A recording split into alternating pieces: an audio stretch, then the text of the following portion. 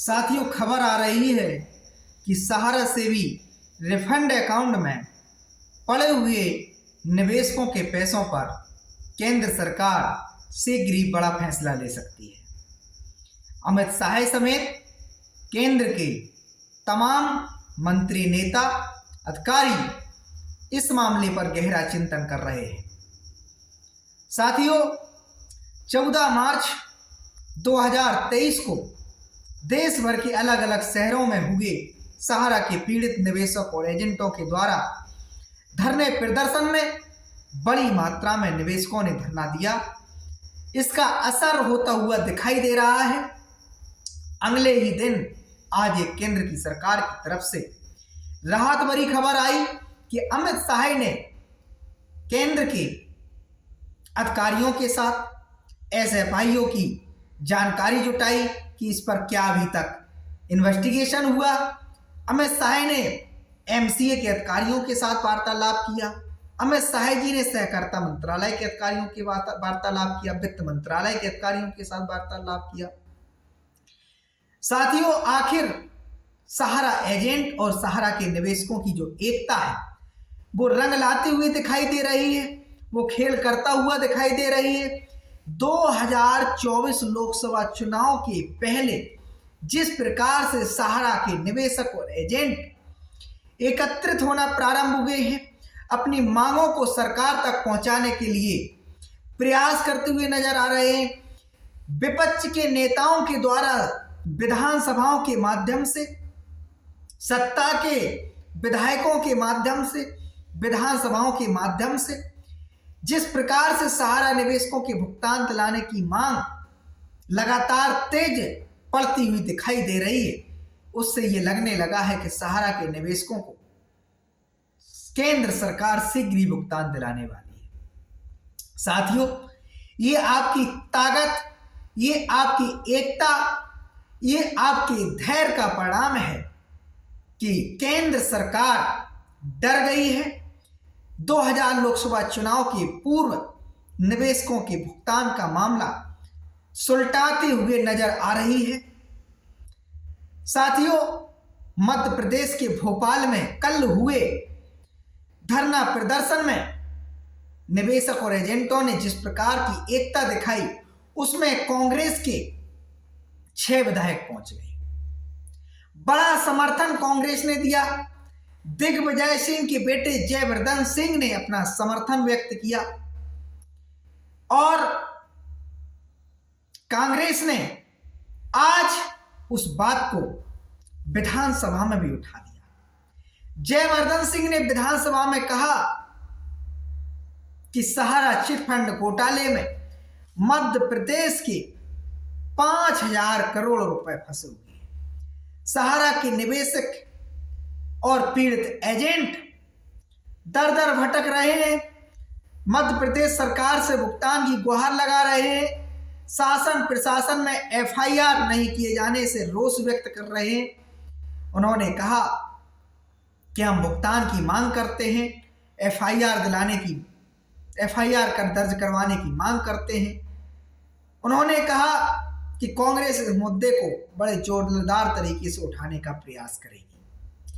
साथियों, जिस सहारा के निवेशकों की पीड़ा न सत्ता के लोग हों चाहे विपक्ष के लोग हों, कोई नहीं उठाना चाहता था, अब वही कांग्रेस, वही बीजेपी, वही आम आदमी पार्टी, वही आरजेडी, लालू के नेता हों या लालू के विधायक, नीतीश के विधायक हों या नीतीश के नेता हों, कांग्रेस के विधायक हों, कांग्रेस के नेता हों, अब तो योगी के भी विधायकों ने अपनी विधानसभा के माध्यम से केंद्र सरकार और राज्य सरकार से गुहार लगाई है कि निवेशकों का भुगतान दिलाया जाए।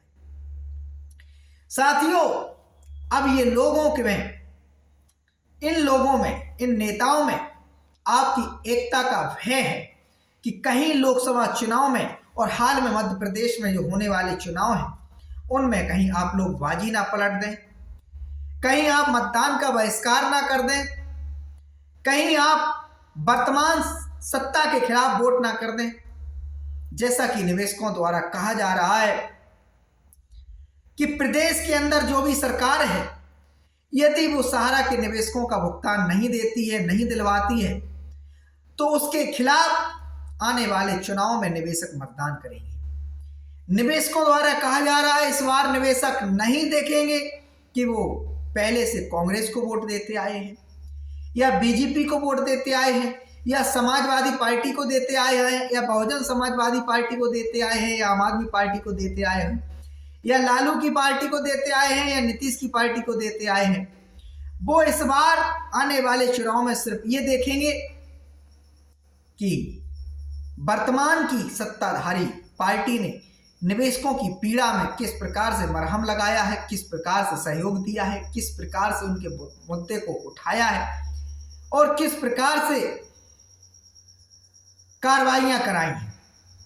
उसको देखते हुए उस पार्टी के खिलाफ मतदान किया जाएगा। तो ये निवेशकों की ही ताकत है।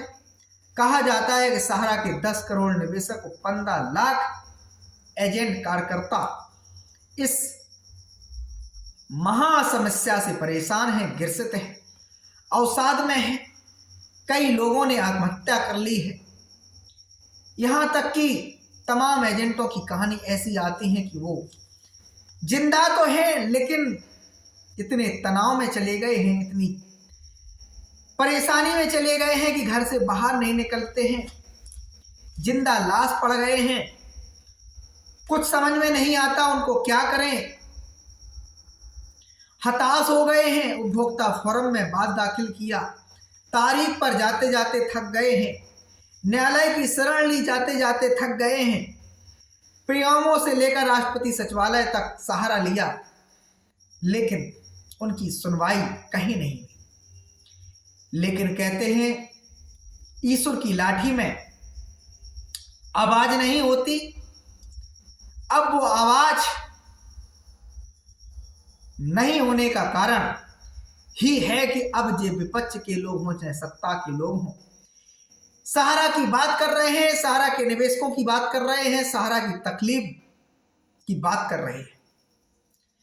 साथियों, मैं कहता हूं अब आप लोगों में बड़ी ताकत जो है वो ताकत है एकता की ताकत। उस एकता को प्रदर्शित कर दीजिए। आपके दरवाजे पर यदि कोई विधायक नेता आए तो उससे एक बार अपनी इस समस्या का जरूर जिक्र कीजिए, चाहे वो आप जिस पार्टी को अपना समर्थन देते हैं उस पार्टी का ही नेता क्यों ना। साथियों, मैं कहूंगा यदि आपको लगता है कि हम स्थानीय विधायक से, स्थानीय सांसद से अपनी समस्या बता सकते हैं, विधानसभा से अपनी बात उठवा सकते हैं, लोकसभा राज्यसभा से अपनी बात उठवा सकते हैं, तो सांसद विधायक के पास जाइए और अनुरोध कीजिए, प्रार्थना पत्र दीजिए, उनसे विनती कीजिए, उनसे कहिए कि यदि आपने इस समस्या का समाधान कराया तो निश्चित ही इस देश के करोड़ों लोगों की दुआएं आपके साथ होगी, आप लोग करोड़ों लोगों का समर्थन आपके साथ होगा, आपकी पार्टी को उसका लाभ मिलेगा। साथियों, अपने घर के बाहर, अपने घर के दरवाजे पे एक पोस्टर बैनर लगाइए कि हमारा भुगतान जो पार्टी दिलाएगी उसी को हम मतदान करेंगे। साथियों, इसके अलावा पत्राचार कीजिए सरकार के साथ, राज्य सरकार के साथ, केंद्र सरकार के साथ, मुख्यमंत्री कार्यालय के साथ, प्रधानमंत्री कार्यालय के साथ, राष्ट्रपति सचिवालय के साथ। पत्राचार के अलावा जो राज्य सरकार और केंद्र सरकार के पोर्टल हैं उन पे आप अपनी शिकायत दर्ज कराइए। यही वो तरीके हैं जो आपको भुगतान दिलाएंगे। क्योंकि मामला अब जाके कहीं हाईलाइट होता हुआ नजर आ रहा है। जब देखा कि केंद्र सरकार के एक जिम्मेदार नेता, जिम्मेदार मंत्री श्री अमित शाह जी ने चिंता जाहिर की, अधिकारियों से बात की, तो उसका नतीजा निश्चित ही निकलेगा। साथियों, ये चिंता जाहिर क्यों की? ये ऐसे नहीं की केंद्र सरकार को लगने लगा है, डर सताने लगा है कि आप लोगों की ताकत इतनी ज्यादा है कि आप लोग चुनाव में परिणाम बदल सकते हैं और सरकार के, सत्ताधारी सरकार के नेताओं ने यदि आपके लिए काम नहीं किया तो वो लोग निश्चित ही अपने आप को हारा हुआ मान लें। इसीलिए मैं कहता हूं आप लोग जागेंगे। चैनल पे मैं बकलोली करने नहीं आता हूं, मैं चैनल पे वीडियो बनाकर ये उद्देश्य है हमारा कि हिंदुस्तान के उन करोड़ों लोगों को समझाया जाए कि असल में आपका पैसा जो नहीं मिल रहा है उसके लिए सिर्फ केंद्र सरकार जिम्मेदार नहीं, सिर्फ सुब्रत राय जिम्मेदार नहीं, सिर्फ सेबी जिम्मेदार नहीं, उसके लिए आप लोग भी उतने ही जिम्मेदार हैं। आप लोग इसलिए जिम्मेदार हैं क्योंकि आप लोगों को पता ही नहीं है कि सहारा से भुगतान नहीं प्राप्त होने का कारण क्या क्या है, बाधाएं क्या क्या हैं, अड़चन क्या क्या है। आप लोगों को नहीं पता कि सहारा के पास इतनी संपत्तियां हैं कि जिनसे निवेशकों का भुगतान किया जा सकता है। आप लोगों को नहीं पता कि कैसे ये सरकारें आपके हमारे भुगतान दिलाने के लिए जिम्मेदार हैं। आप लोगों को नहीं पता कि कैसे इन सरकारों ने सहारा पर बेईमानी का दाग लगते हुए भी, धोखाधड़ी का दाग लगते हुए भी सहारा को नए नए लाइसेंस दिए, पंजीकरण दिए, सहारा को अपनी बैठकों में बुलाया, तमाम उनको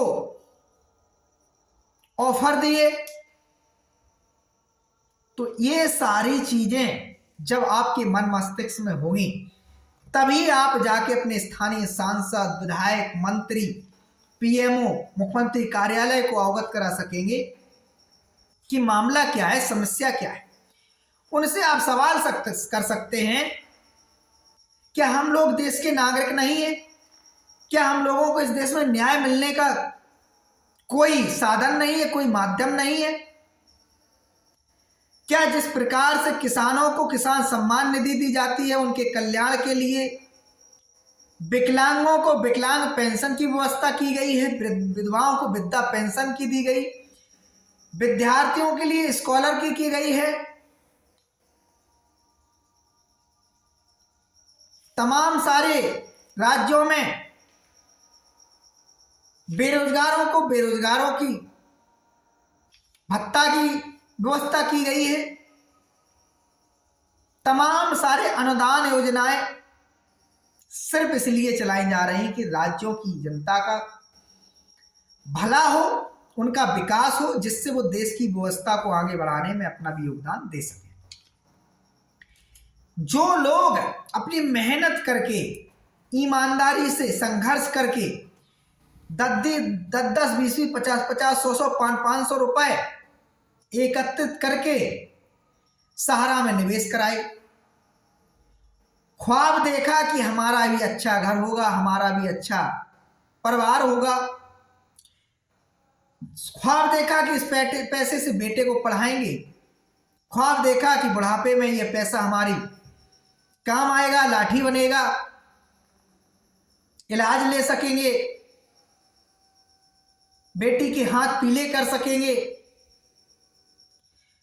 और अब उस पैसे को नहीं मिलने का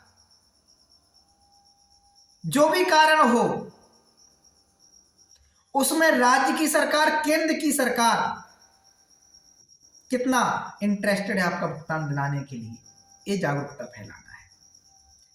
केंद्र सरकार, राज्य सरकार को चाहिए कि अब निवेशकों के भुगतान के लिए अपना कंट्रीब्यूशन दे, सहारा की कुछ संपत्तियों में अपनी हिस्सेदारी लगाए, शेयर खरीदे, उन संपत्तियों को खरीदे, सहारा की संपत्तियों को नीलाम करवाए, कुर्क करवाए, देश के औद्योगिक अन्य बड़े घरानों से संपर्क करके उन संपत्तियों को अटैच करवाए और निवेशकों को भुगतान दिलवाए। ये सारी मांगें जब तक हम लोग सरकार के पास बड़े कायदे से नहीं पहुंचा लेंगे तो सरकार आपको भुगतान नहीं दिलाने वाली। तो साथियों, जो 14 मार्च को धरना प्रदर्शन हुआ देश के अलग अलग शहरों में, सरकार पर चिंता की माथे की लकीरें उमड़ी। उन्हें लगा कि लोग हमारे खिलाफ आक्रोशित हो रहे हैं। इसके अलावा आपके द्वारा जो लगातार प्रधानमंत्री कार्यालय को पत्र भेजे गए, सीपी ग्राम पोर्टल के माध्यम से लगातार शिकायतें जो की गई, राष्ट्रपति सचिवालय के पोर्टल के माध्यम से जो लगातार शिकायतें भेजी गई, पीएमओ के पोर्टल के माध्यम से जो लगातार शिकायतें भेजी गई, उसका असर है कि सरकार चिंतित है। अब इसमें आपको धार देनी है। लोहा गर्म हो चुका है, बस हथौड़ा चलाने की अब आपकी बारी है। हथौड़ा चलाना है आपकी एकता का, आपकी जागरूकता का, आपकी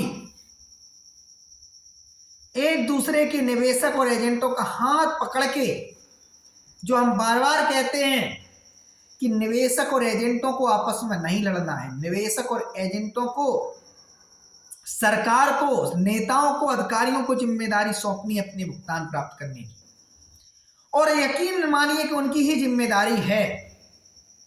जब आप बड़ी गहराई से मंथन करेंगे, चिंतन करेंगे, तो पाएंगे कि किस प्रकार से एक ऐसी कंपनी को बर्बाद कर दिया इस देश के सिस्टम ने, जो कंपनी कभी 10 से 15 लाख लोगों को रोजगार उपलब्ध कराती थी, जो कंपनी देश के विभिन्न विभिन्न क्षेत्रों में योगदान दे रही थी, जो कंपनी जनता से पैसा लेकर जनता को लाभांश देकर वापस करती थी,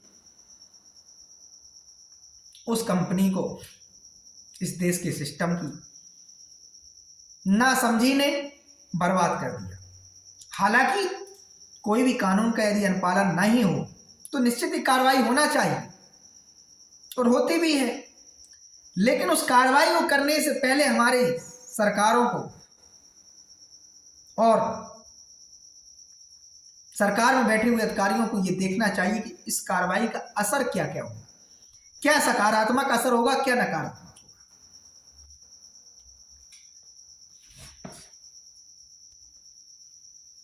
फिलहाल जो सेबी के द्वारा जो कार्रवाई की गई थी सहारा समूह पर, उससे इस देश की बहुत बड़ी क्षति हुई है। भले ही सेबी का कहना हो कि सहारा ने नियमों का पालन नहीं किया, भले ही सेबी का दावा हो कि सहारा रियल एस्टेट और सहारा हाउसिंग का कंट्रोल सेबी के हाथों में होना चाहिए था, इसके लिए लाइसेंस, इसके लिए मान्यता सेबी से ली जानी चाहिए थी, सेबी से परमिशन ली जानी चाहिए थी निवेशकों से पैसा जुटाने के लिए। लेकिन इन सब कहने से इस देश का कोई भला नहीं होगा, इस देश का सिवाय नुकसान होगा। क्या ये सच्चाई नहीं है कि सेबी से विवाद होने के पूर्व सहारा निवेशकों का भुगतान करता था? क्या ये सच्चाई नहीं है कि सहारा लगातार विकास कर रहा था, लगातार लोगों को रोजगार दे रहा था? क्या ये सच्चाई नहीं है कि सहारा ने जो संपत्तियां अर्जित की हैं वो इतनी हैं कि निवेशकों का भुगतान भी दे दिया जाए फिर भी वो संपत्तियां बच जाएं?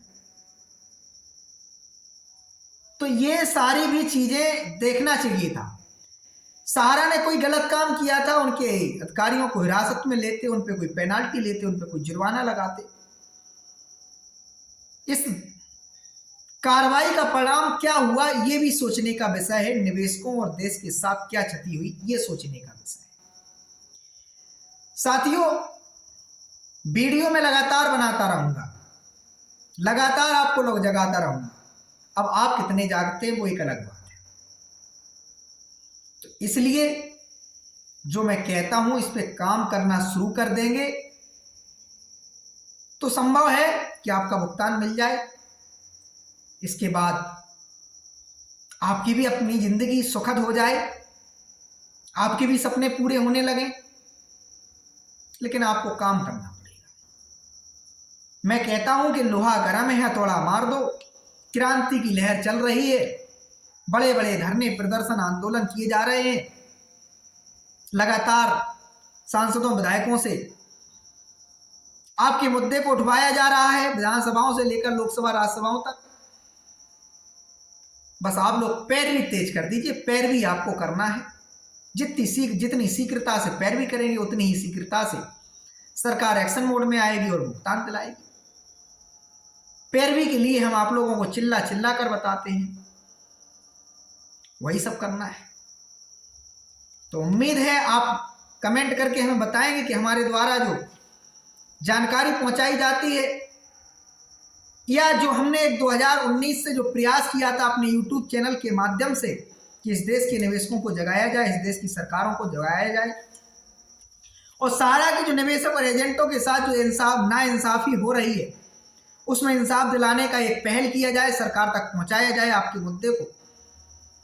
उसमें हमने हजारों शिकायतें भी हालांकि सरकार तक स्वयं पहुंचाई, प्रधानमंत्री पोर्टल के माध्यम से, राष्ट्रपति सचिवालय के पोर्टल के माध्यम से, सीपी ग्राम पोर्टल के माध्यम से, उत्तर प्रदेश सरकारों के पोर्टल के माध्यम से, रजिस्ट्रियों के माध्यम से हजारों शिकायतें पहुंचाई।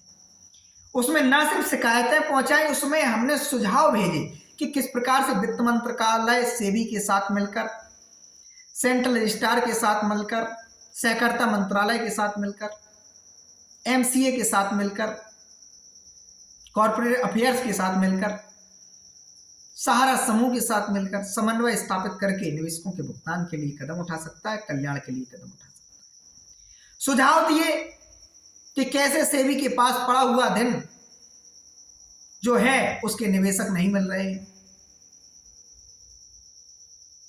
तो ये सारी बातों का ही असर है कि आज सरकार एक्शन मोड में आई है। अमित शाह जी ने आपके मुद्दे पर संज्ञान लिया है, निर्मला सीतारमण जी ने आपके मामले पर संज्ञान लिया है, केंद्र सरकार के कुछ सांसदों ने भी आपकी बात को समझा है। लोकसभा अध्यक्ष से लेकर तमाम ऐसे जो बड़े बड़े नेताओं के माध्यम से हल्के फुल्के सुरों में कहा जा रहा है कि निवेशकों के भुगतान दिलाने के लिए सरकार गंभीर है। सरकार गंभीर है, लेकिन सरकार को आप जितनी जल्दी पैरवी करेंगे उतनी जल्दी सरकार आपके निवेशकों की भुगतान दिलाने के लिए शीघ्रता से पहल करेगी। बहुत बहुत धन्यवाद, यही सब बताना था। उम्मीद है आप लोग इस वीडियो में दिए गए सुझावों पे काम करेंगे। उम्मीद है आपका भुगतान सरकार जरूर दिलाएगी। इसी के साथ अगले किसी वीडियो में आएंगे और नई जानकारी को लेकर आपको अवगत कराएंगे। धन्यवाद।